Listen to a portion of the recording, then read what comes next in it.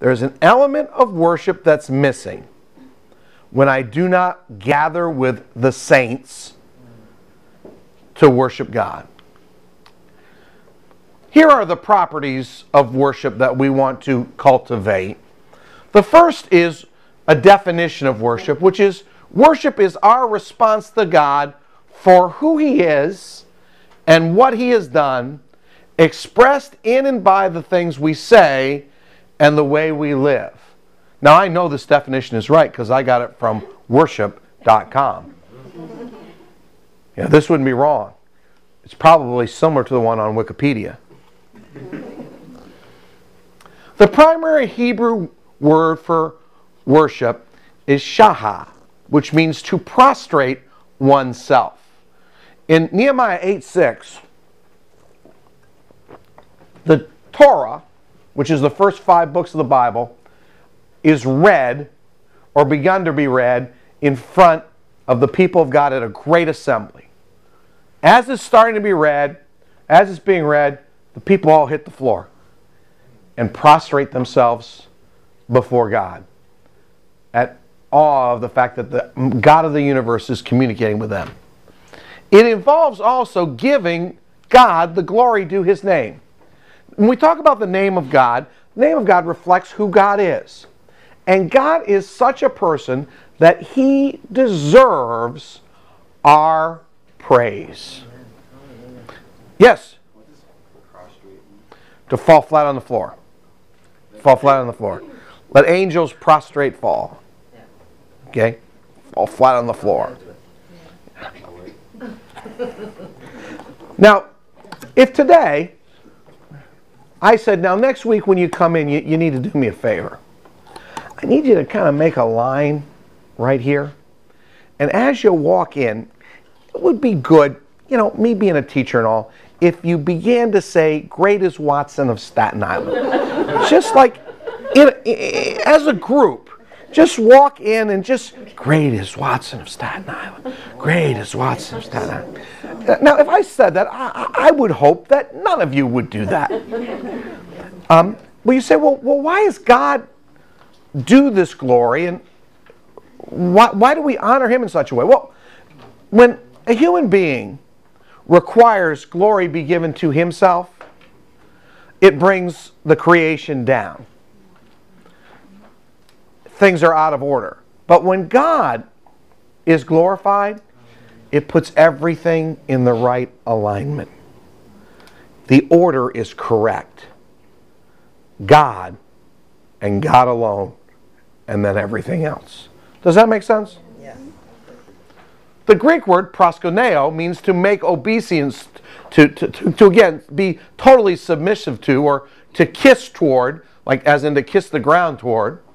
Sabaomai means to revere, a strong feeling of awe and devotion. These are the New Testament words. And latreo means to serve or render homage to.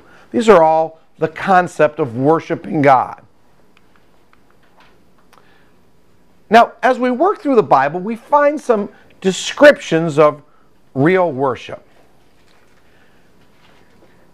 In 2 Samuel 24:24, David is given an opportunity to make a free offering. That is to say, the guy wants to give him everything for free. And David stops him. And he makes this amazing statement. He says, I will not offer to the Lord that which costs me nothing. Worship is costly.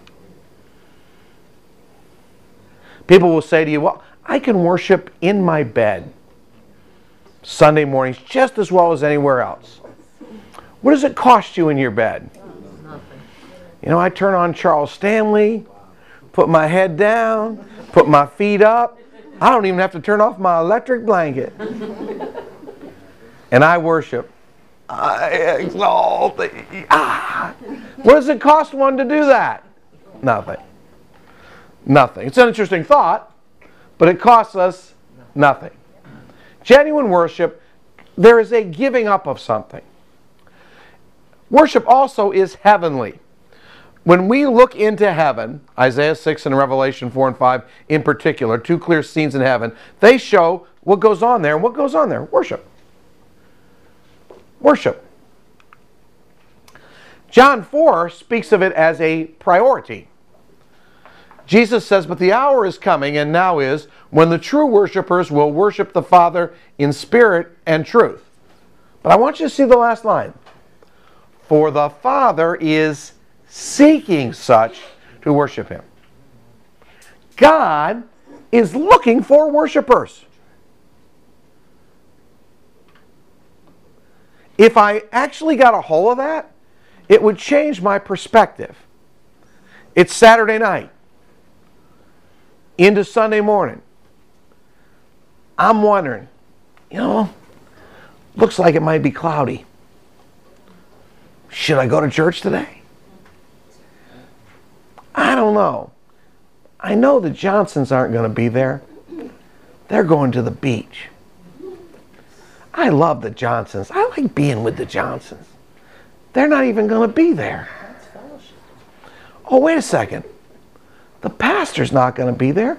We have a special guest this week. Pastor won't even know if I'm there. I've heard that guy before. He's boring. I think the Lord may be leading us to stay home. If when properly understood, God is seeking people to worship him. This is hard to conceptualize. Isn't it possible that God looks forward to Sunday morning more than you do?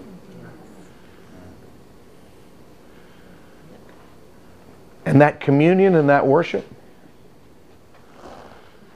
It possesses a certain quality. It says God is spirit, and those who worship him must worship him in two ways. How? Spirit and truth. What is spirit and truth? Anybody want to tell me what that is? I'll take one. You don't have to do both. Maria, take one. From the heart, with as little distraction as possible, but with a, pure heart. All right, so spirit is like from a pure heart. Any other thought? Go ahead. What? The spirit, you need to do it from the heart so it'll be true. Instead of all right, so you need to do it from the heart so it'll be true. Okay. Judy. The truth being what he's done for you, acknowledging the fact that he is who he is and what he's done for you, what he brought you out of. Those are truths in your life. Okay. So you worship him for that. Any other thoughts on that? Go ahead, Miss Anne-Marie. So when the Spirit means that you have to be born again in order to worship? Well, certainly the non-material part of me has to be awakened to God, which requires that personal conversion experience. Yes? I think when it says, and truth, it means you're going to be truthful about it. You can't fake it. If you're there, it's to be true. Has to be authentic. Authentic. That's a good thought, Larry. Any other thoughts about that? But there is one other way to look at this. Spirit could be enthusiastically. It could be with an upbeat sense of things. And truth might be the balance of enthusiasm. That is to say, my enthusiasm must be balanced with real stuff about God. Not my view of God, not what I want to conjure up about God or can whip up about God, but who God really is. It also involves exclusivity. That's a very big word. That's why I wrote it for you. I was afraid. Revelation 22:9 and Matthew 4:10. Matthew 4:10 speaks of it specifically when he says, you shall worship the Lord your God and him only. We're commanded to worship God and to worship him alone. God is jealous. He's a jealous God. He doesn't want me worshiping another person or things or my job or anything but him. So if my worship is to be real, it must be exclusive. And then it is both individual and it is to be corporate. Ephesians 2:19 and 20 and 1 Peter 2:5. I want to look at 1 Peter 2:5. It says, you also as living stones are being built up a spiritual house, a holy priesthood, to offer up spiritual sacrifices acceptable to God through Jesus Christ. So what we are tonight is a house. We are a spiritual house. We're bricks. I know, you feel thick. You feel thick. But Jose's a brick, and Ashley, everybody's a brick. And we've built here a house. Ephesians tells us that we're a habitation of God through the Spirit. When we're together, God dwells in us. And then as this group is together, it offers spiritual sacrifices to God. Sacrifice of praise, etc. But we're a house. Not a material house, but a spiritual house. And we're here as a spiritual house for God to dwell in with us corporately. And we offer sacrifices to God. Now, this is hard for us to conceptualize because of our feeling mentality. Sometimes you'll say to people, I was in church, I didn't feel the presence of God. I just didn't feel it. Oh my gosh. Really? Really? So God's presence is dependent on your feeling. How one feels the presence of God is almost always dependent on one's cultural background. Remember that. I'm a Western New England guy. Okay? I'm going to show you church service in Western New England.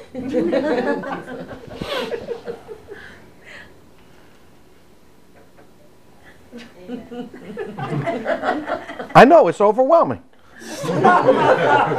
You say, I've never seen Pastor that excited. You lost the spiritual part. But New Englanders are conservative in their expression. But they are not any less sincere.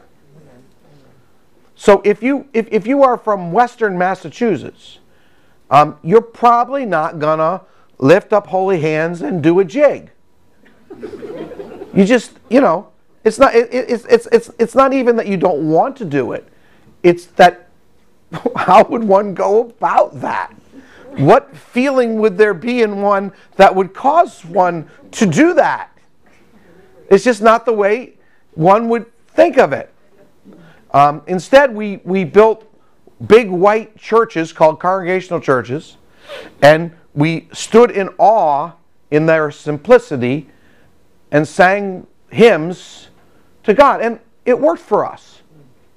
Now, if you're an urban church, you got to move. You got to move, you got to have drums. There's got to be a little swinging. Maybe a lot of swinging.